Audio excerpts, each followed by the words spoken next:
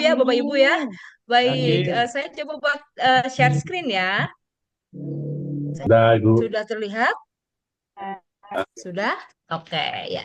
Sesuai dengan judul saya malam hari ini, Bapak Ibu ya. Jadi sekali lagi, saya bukan expert, saya bukan ahli, saya bukan pakar. Saya sama seperti Bapak Ibu yang malam hari ini hanya akan berbagi pengalaman kemarin pada saat saya mengikuti uji kompetensi ya. Baik, hari ini saya mengambil judul Semua Yakin Lulus UKOM. Yakin Bapak Ibu? Yakin, Insya yakin. Allah Sangat yakin. yakin Ya, ya. insya Allah. Yakin Yakin, harus yakin ya. Bapak Ibu yakin harus lulus. harus meyakinkan diri sendiri Harus dulu bahwa lulus. Bapak Ibu pasti Ya. lulus ya, pasti lulus. Baik. Semua yakin lulus UKOM ya. Jadi kata-kata hari ini Bapak Ibu semua yakin lulus UKOM ya. Baik, selanjutnya. Nah, apa sih Bapak Ibu kemarin yang saya lakukan? Yang saya lakukan pada saat saya akan mengikuti UKOM, yang pertama saya yakin dulu Bapak Ibu. Jadi saya yakin saya pasti bisa. Ya, kedua, saya mencoba untuk melengkapi persyaratannya Bapak Ibu. Ada konten, kemudian ada pak konversi, ada SK jabatan. Nah, jangan lupa Bapak Ibu, untuk pak konversi ini memang ada beberapa dari teman-teman kemarin yang sempat upload persyaratan, ternyata bukan pak konversi yang dimaksudkan ya. Bapak Ibu, jadi kalau pak konversi itu adalah pak yang isinya 3 lembar Pak Ibu ya. Jadi itu yang harus diperhatikan. Ada penetapan angka kredit, ada apa nilai yang dari SKP, kemudian juga ada angka penetapannya. Nah, itu harus dilengkapi dulu Pak Ibu. Jangan sampai pada saat Mati di buku Bapak kasihan lah. Ibu upload persyaratan, ternyata ada persyaratan yang mungkin belum lengkap Dari ya. siang saya Kalau hubungi SKP tidak pasti kita diangkat-angkat. sudah bisa Kenapa kenapa? langsung memenuhi karena kita kan sudah punya filenya. Hah? Kemudian yang mungkin agak sedikit harus mengurus itu adalah untuk pak konversinya. Karena Mama pak lah. konversi kan kita harus mengurus ke perwakilan, kepegawaian di perwakilan Bapak Ibu ya. Jadi perlu dipersiapkan Baru kenapa? terutama untuk melihat apakah nilai kita sudah mencukupi untuk mengikuti form ya. Selanjutnya SK jabatan terakhir, jangan lupa Bapak Ibu, alangkah baiknya Bapak Ibu selalu menyediakan hasil scanner dari dokumen-dokumen tersebut. Jadi ketika dibutuhkan langsung ada ya. Kemudian juga pada saat upload, pada saat upload, nah biasanya kita akan menunggu profil dulu kan ya. Dari pertama persyaratan sudah lengkap, menunggu profil provinsi, kemudian setelah itu menunggu profil dari pusat, baru nanti kita bisa mengikuti persyaratan ujiannya. Kemudian selanjutnya jangan lupa Bapak Ibu ya tetap semangat buat mempelajari modul-modul. Mungkin sebagian ada yang ya buat belajar modul-modul baru sebentar kemudian sudah melihat halaman yang begitu banyak Bapak Ibu ya. Biasanya kalau saya sendiri karena melihat melihat halaman yang sudah begitu banyak, modulnya juga begitu banyak, kadang suka enggan Pak Ibu ya. Saya mengalami seperti itu. Tapi kemudian karena itu menjadi salah satu cara agar kita bisa mempelajari materi-materinya ya mau tidak mau kita harus bisa mau untuk mempelajari modul-modul tersebut ya. Karena saking banyaknya modul-modulnya itu Bapak Ibu, jadi pada saat kemarin karena kebetulan kemarin kan kita ujian open book ya Bapak Ibu.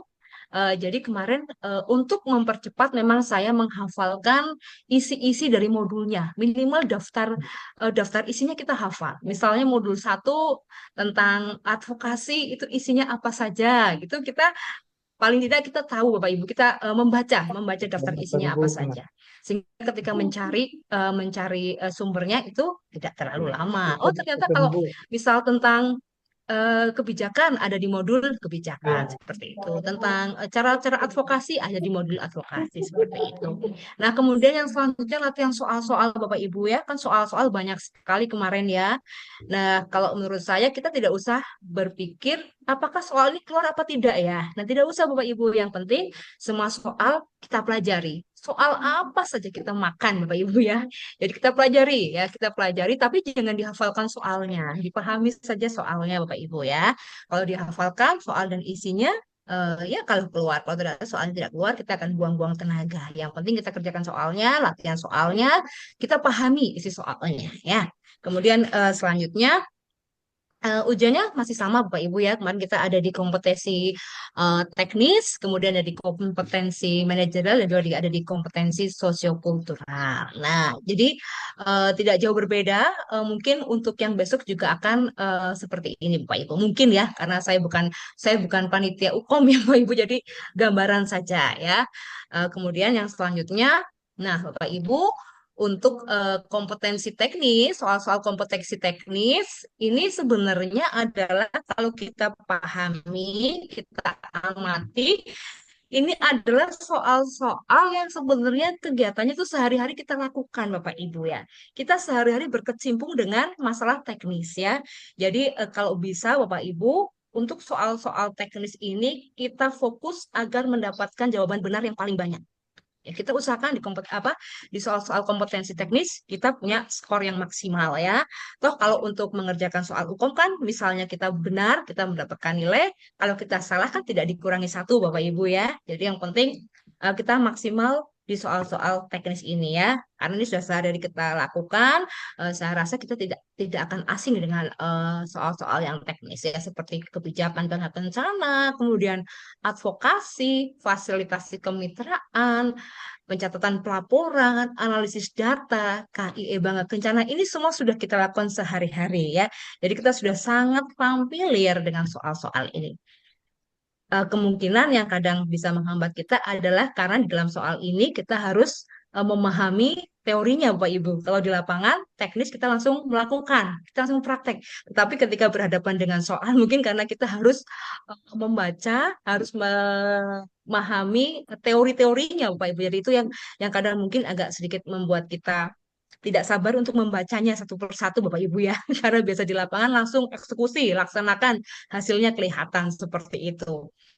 Nah, untuk selanjutnya sudah kompetensi teknis, kemudian kita ada di soal-soal kompetensi manajerial. Nah, di manajerial ini ada integritas, kerjasama, komunikasi, orientasi pada hasil, pelayanan publik, pengembangan diri dan orang lain, kemudian ada mengelola perubahan dan pengambilan keputusan. Nah, untuk soal-soal kompetensi manajerial ini, Bapak Ibu, mungkin kita yang harus lebih eh, mencermati, lebih membaca dengan cermat, kita lebih memahami soalnya, karena untuk soal-soal manajerial ini sebenarnya kita banyak menganalisis Bapak Ibu.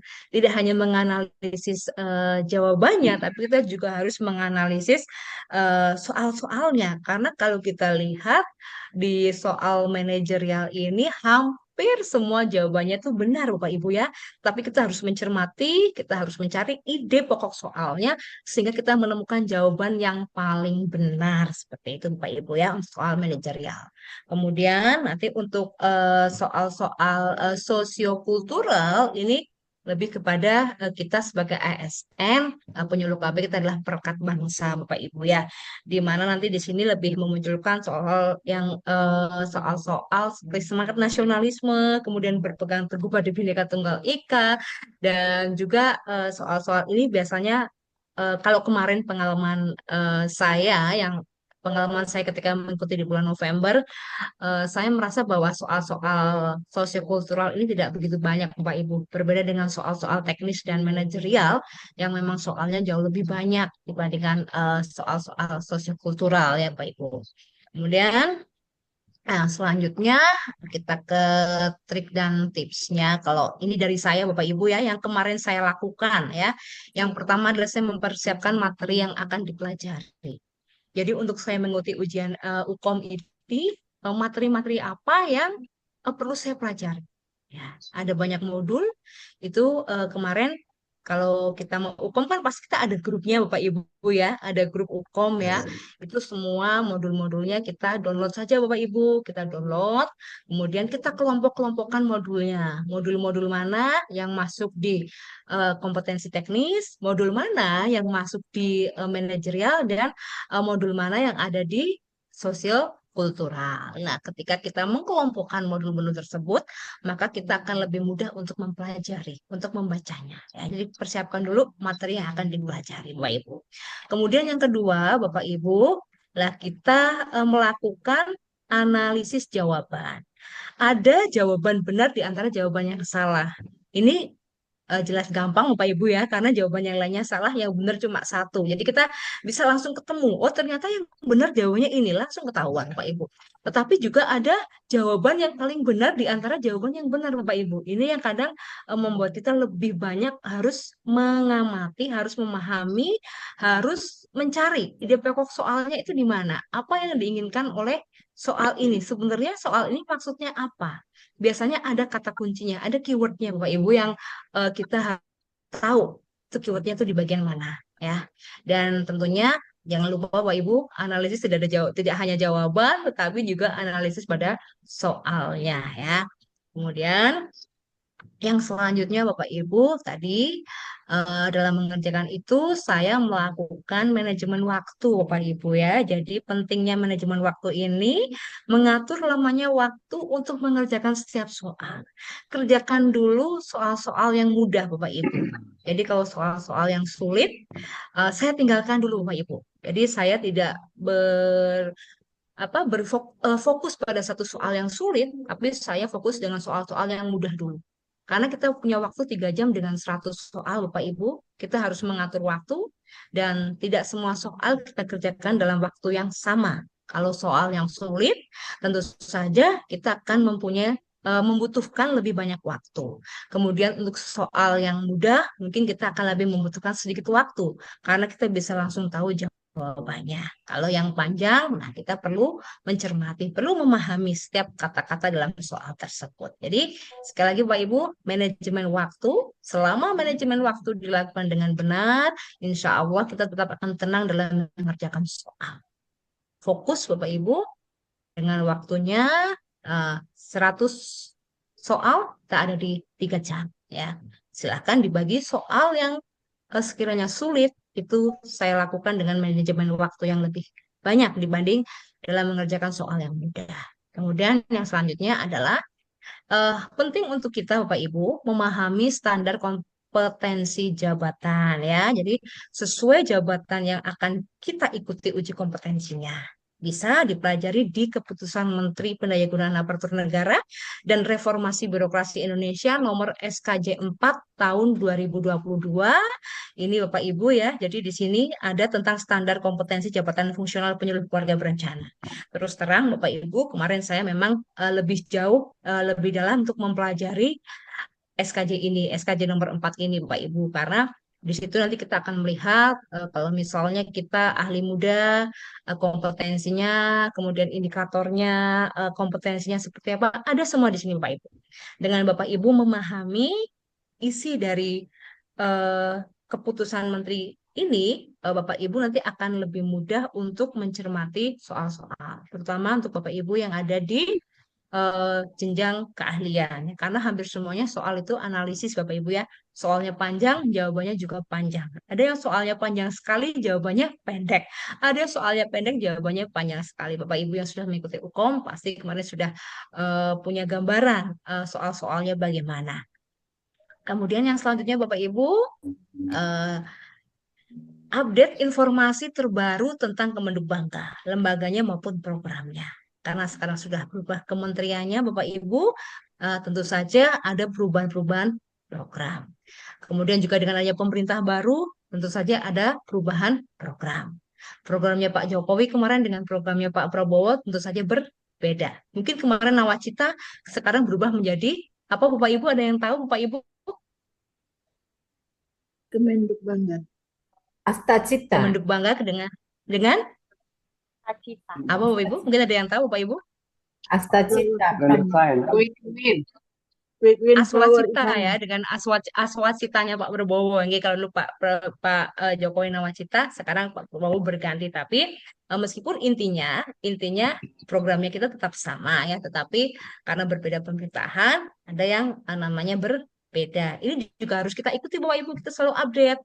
Kemudian visi misi mungkin sudah berubah ya, harus kita update juga informasi-informasi. Ya.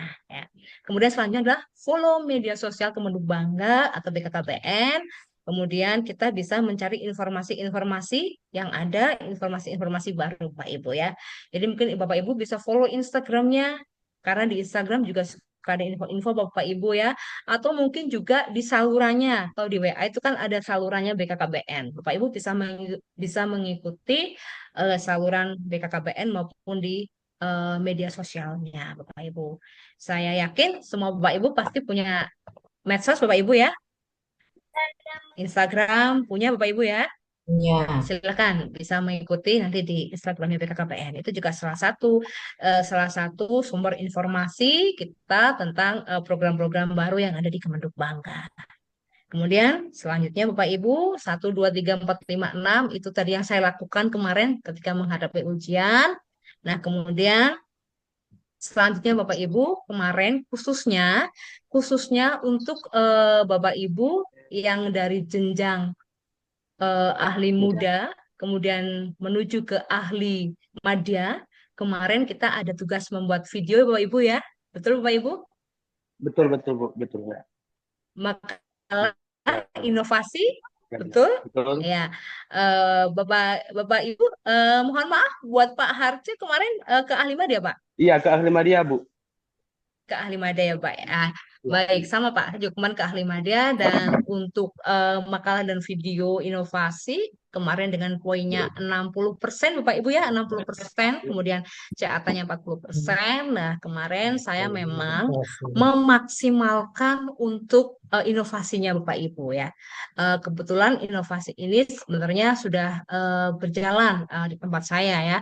Dan yang paling penting dari inovasi ini adalah outputnya, Bapak Ibu. Outputnya bisa langsung dilihat, outputnya bisa langsung dibuktikan, ya. Jadi tidak hanya sebaiknya tidak hanya baru rencana, Bapak Ibu, tetapi sudah action dan juga sudah ada outputnya. Sebaiknya seperti itu, sehingga nanti akan lebih terlihat hasilnya. Baik, yang pertama yang saya lakukan kemarin adalah bahwa saya menuliskan inovasi yang kita buat sendiri dalam makalah, Bapak Ibu. Jadi bukan menuliskan atau menjelaskan inovasi yang dibuat oleh pihak lain. Kalau kita di lapangan, itu kan kita bermitra dengan banyak lintas sektor, Bapak Ibu ya. Dan biasanya kan mungkin teman-teman dari Puskesmas punya inovasi, teman-teman dari PKK punya inovasi, kemudian teman-teman dari dinas lain, pertanian punya inovasi, yang semuanya kerjasama dengan kita. Nah, tapi alangkah baiknya ketika yang kita buat kemana inovasi yang memang buatan kita sendiri, Bapak Ibu. Ya, itu akan poinnya akan lebih besar ya. Kemudian di dalam makalah tersebut kita menjelaskan Bapak Ibu jangan lupa kondisi before after sebelum inovasi itu dibuat dan dilakukan, kemudian setelah inovasi tersebut dibuat dan dilakukan ya. Jadi akan terlihat jelas hasilnya kalau sebelumnya itu bagaimana, kemudian setelah ada inovasinya kita, nah dampaknya apa? Hasilnya apa? Seberapa besar inovasi kita memberikan kontribusi terhadap program. Kemudian yang selanjutnya itu adalah inovasi dibuat dengan memanfaatkan kegiatan yang ada di wilayah binaan Bapak Ibu ya. Karena inovasi itu kan tidak harus menciptakan sesuatu yang baru, tapi bisa mengembangkan yang sudah ada. Nah, seperti kemarin yang saya lakukan, saya membuat sebuah inovasi Bapak Ibu yang saya beri judul Ayu Ting Ting Bucin Terasi Bapak Ibu ya. Jadi Ayu Ting Ting Bucin Terasi itu adalah ayo cegah stunting dengan budaya cinta literasi. Jadi kalau di wilayah saya Bapak Ibu, saya mengambil wilayah di Kampung KB. Di Kampung KB saya itu kebetulan kita basicnya adalah Kampung KB dengan basic literasi. Jadi Kampung KB-nya itu punya perpustakaan Bapak Ibu. Yang perpustakaannya itu memang sudah cukup representatif, baik dari bukunya, kemudian baik dari pengelolanya itu, sehingga kemarin saya memanfaatkan perpustakaan itu, literasi itu bagaimana bisa berkontribusi terhadap stunting ya. Tidak hanya pada penurunan stuntingnya saja, tidak hanya pada tapi juga pada kemampuan kadernya Pak Ibu. Jadi kemarin memang saya memanfaatkannya itu, saya dalam inovasi itu, ini mohon maaf saya sharing Bapak Ibu ya. Jadi kemarin itu saya bagaimana tim dahsyat saya. Kebetulan kemarin kita punya tim dahsyat dan pusat atasi stunting itu yang terdiri dari para ibu kader itu, bagaimana meningkatkan kemampuan literasi mereka yang bisa dimanfaatkan dalam kegiatan dahsyat. Karena dahsyatnya kita tidak hanya memasak, tapi bagaimana juga bisa memberikan edukasi Bapak Ibu. Jadi kemarin kita punya program dahsyat itu yang intinya adalah memberikan edukasi kepada sasaran Baduta wet faltering Bapak Ibu. Karena kemarin saya memang tidak mengambil data yang underweight atau yang stunting karena memang sudah mendapatkan bantuan Bapak Ibu. Jadi saya fokus pada yang benar-benar sama sekali belum pernah mendapatkan bantuan. Jadi kemarin saya fokusnya pada sponsoring. Itu hanya 20 anak dan kemarin saya memang memanfaatkan kegiatan yang ada di wilayah binaan. Karena kemarin di wilayah binaan saya di kampung KB tersebut mendapatkan program edukasi berbasis pangan lokal dari BKKBN Provinsi Jawa Tengah, Bapak Ibu. Jadi kemarin saya manfaatkan program itu sekaligus untuk kegiatan literasinya. Jadi di inovasi itu saya mencoba untuk memanfaatkan ada literasi digital, kemudian literasi baca, kemudian ada literasi seni. Saya manfaatkan Bapak Ibu, saya mencoba menggali potensi desa juga dengan yang utama itu adalah dukungan dari pemerintah desa yang memang benar-benar sangat support terhadap program Kampung KB, kemudian program percepatan stunting, kemudian juga dengan memanfaatkan adanya perpustakaan desa yang benar-benar bisa mensupport kegiatan. Jadi kemarin untuk literasi digital saya fokuskan pada ibu-ibu kader dahsyatnya Bapak Ibu. Jadi saya ceritakan dalam makalah saya bagaimana sebelum mereka mengikuti program Ayu Ting Ting Bucin Terasi ini dari mereka yang kemudian awalnya malu-malu untuk memberikan penyuluhan sampai akhirnya mereka bisa membuat konten Bapak Ibu. Dan dalam 30 hari kegiatan itu saya mendampingi mereka, mewajibkan mereka 1 hari 1 konten Bapak Ibu. Jadi kemarin kita membuat konten edukasi, di mana konten edukasinya itu setiap hari kita buat, dan dalam 30 hari itu ada 20 video yang kita produksi. Dan 20 video itu saya buktikan dengan tayang di channel YouTube kami. Jadi kami di Berliterasi, kami punya channel namanya Ampel Sari Berliterasi. Itu kita tayangkan di situ Bapak Ibu. Kemudian pada saat makalah ini saya tuliskan data-data berapa video yang terupload, kemudian berapa viewernya yang terbanyak berapa, kemudian yang like-nya berapa, yang subscribe-nya berapa, itu saya tuliskan semua di makalah saya Bapak Ibu. Jadi dengan Berarti langsung begitu pembuktiannya, Bu. hasilnya, kenapa Bapak? Langsung pembuktiannya, Bu, ya. Mohon maaf suaranya kurang jelas Bapak. Berarti langsung pembuktiannya, Bu, ya. Langsung pembuktiannya Bapak, langsung pembuktiannya. Jadi saya di situ saya sebutkan langsung datanya, kemudian itu bisa dilihat langsung di channel YouTube-nya Bapak Ibu. Jadi memang saya juga tentu saja untuk mewujudkan ini semua kan kita harus bekerja sama dengan banyak pihak Bapak Ibu ya. Saya bekerja sama, saya menggandeng kader, pemerintah desa dan juga pemuda desa yang kebetulan mereka aktif dan bisa menggunakan IT Bapak Ibu. Jadi kemarin kita memang punya tim, saya bentuk tim bersama Bu Kades karena kita punya Alhamdulillah kita punya kades perempuan Bapak Ibu, kades perempuan yang benar-benar support juga ya, dan saya sangat sangat bersyukur karena berada dengan mitra yang sangat luar biasa yang bisa mensupport kegiatan percepatan turunan stunting ini Pak Ibu. Jadi kemarin kita sudah punya tim, kemudian setiap hari yang kita lakukan sebagai penyuluh KB adalah kita memompa semangat ibu-ibu kader bagaimana supaya mereka itu tetap bisa eh, mau belajar terus Bapak Ibu. Jadi mau belajar terus. Jadi dari yang awalnya belum bisa penyuluhan Bapak Ibu karena setiap hari kita gilir mau tidak mau harus bisa berbicara, harus mau ikut bikin konten sampai akhirnya mereka ketagihan untuk bikin konten Bapak Ibu karena mereka sudah merasakan bagaimana manfaatnya dari yang tidak bisa penyuluhan kemudian mereka bisa penyuluhan. Jadi kita berikan tidak harus langsung lancar. Tidak harus langsung bisa, tapi harus bertahap sehingga hasilnya akan kelihatan. Dari video yang pertama sampai dengan video yang terakhir tuh kelihatan hasilnya, Bapak Ibu. Kemudian untuk anak-anak sasarannya, Bapak Ibu, kemarin saya buktikan bagaimana dengan datanya sebelum ada program ini, kemudian setelah program ini dari 20 anak sebanyak 16 anak tinggi badan dan berat badannya naik, 2 anak tinggi badannya naik, berat badannya tetap, dan hanya 2 anak yang tinggi badannya naik, berat badannya turun, Bapak Ibu. Jadi semuanya saya tuliskan. Setiap hari kita membuat rapotnya, Bapak Ibu. Jadi hari ini makannya kita berikan ada makan nasi, lauk pauk lengkapnya itu yang habis mana? Habisnya banyak nggak? Kita ada rapotnya Bapak Ibu untuk melihat itu setiap anak. Setiap anak kita bikin rapot. Nah, kemudian untuk kegiatannya kita memanfaatkan literasi baca.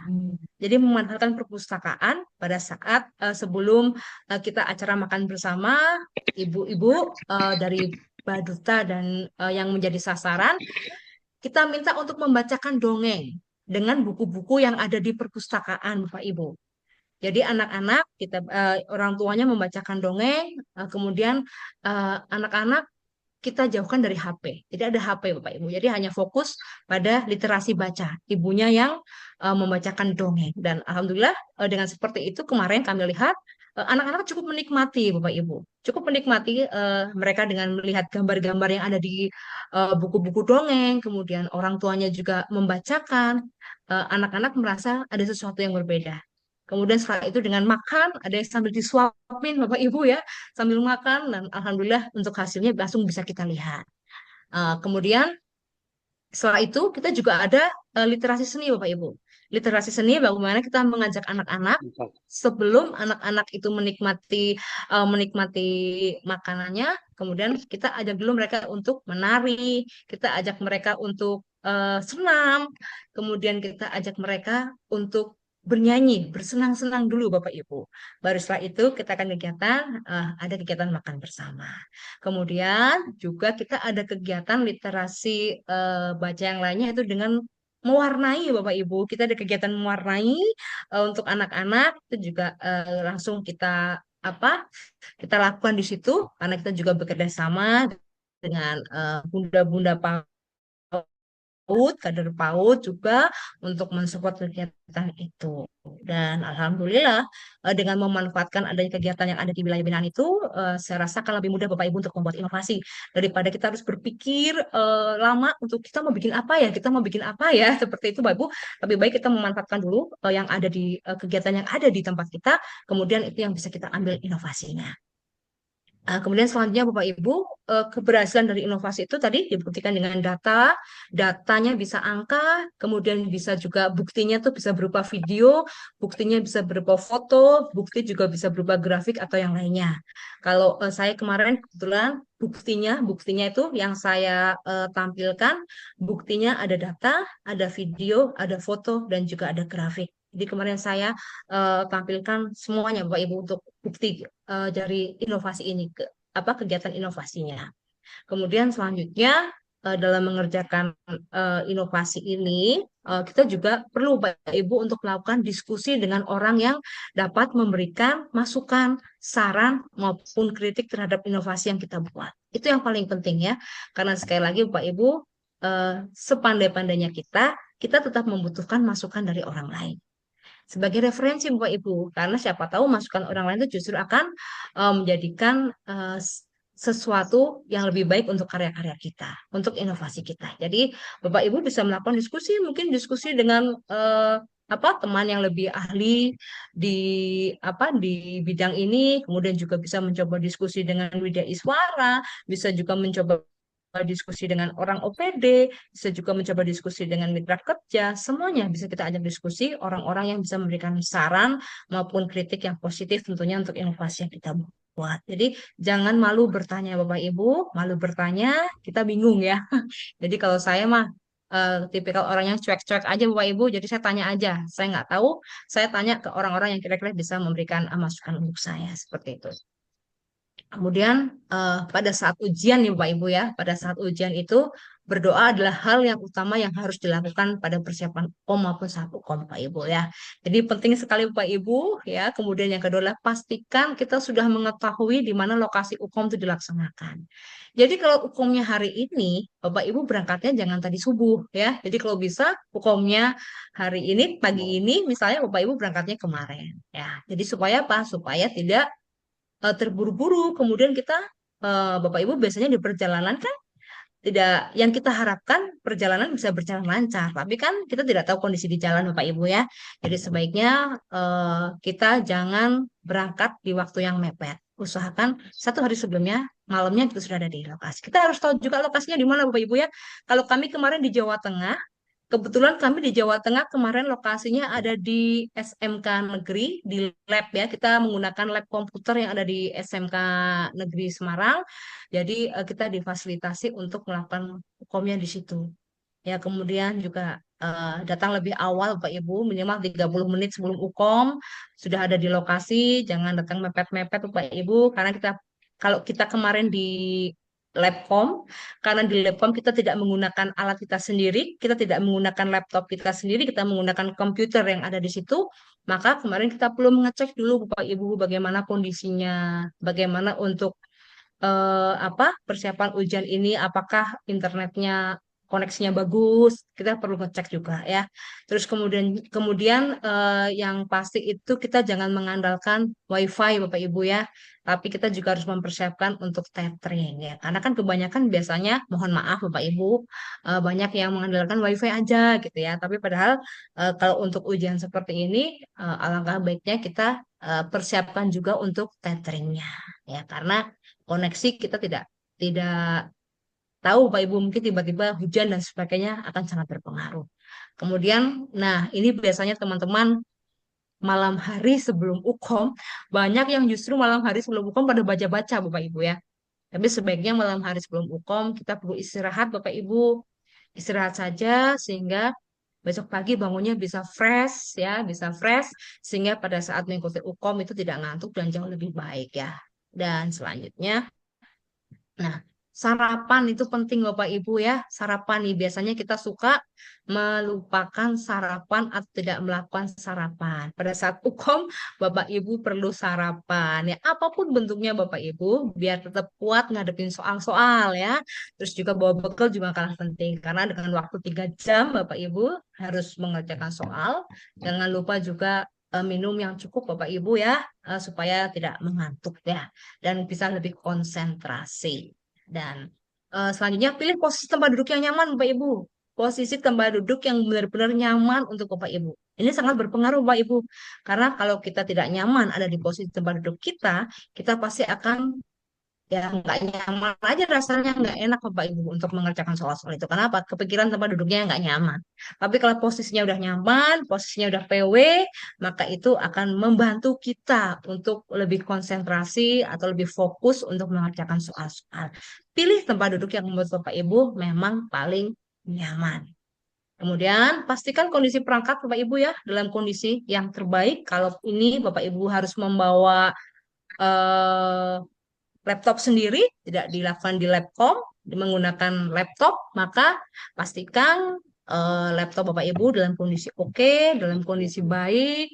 Kemudian juga, nah pada saat UKOM, jangan lupa harus selalu memantau kondisi baterai Bapak Ibu ya yang menggunakan laptop.